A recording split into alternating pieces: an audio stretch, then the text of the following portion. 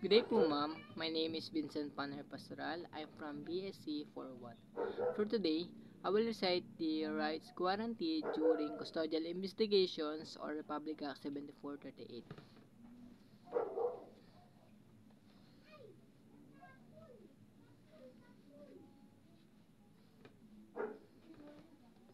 Um, Rights guaranteed during custodial investigations or Republic Act 7438. The first one is right to counsel. The person has the right to competent and independent counsel of their choice. If they cannot afford one, a lawyer must be provided. No custodial investigations shall proceed without counsel. And the second one is right to inform of rights.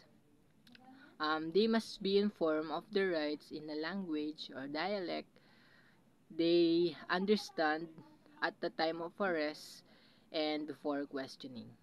And the third one is the right to remain silent. They cannot compelled to testify against themselves or protections against self-incriminations. And the fourth is right to rights against torture, force, or violence. Any threats, intimidations, or any threats, intimidation, coercions, or violence to extract uh, confessions or informations is illegal and inadmissible in court. And the fifth is the right to confidential communications with counsel.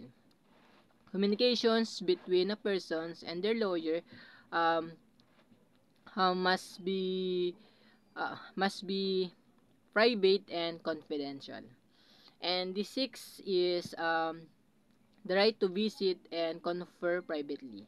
The following has the right to visit and confer privately with the person, and first is any member of their immediate family, medical doctor, priest, or um, minister chosen by them or their family.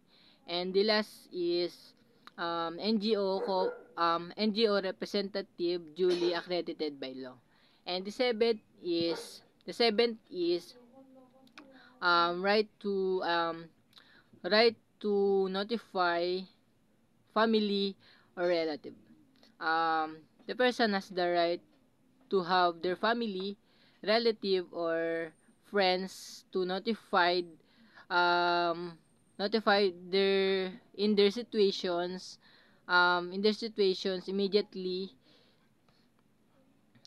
immediate immediately after arrest or detention. And the last is the right to free assistance. Um, Indigent persons under custodial investigations must be provided free and competent legal assistance, um, um, usually from PAW or Public Attorney's Office. And that's all po, ma'am. Thank you po.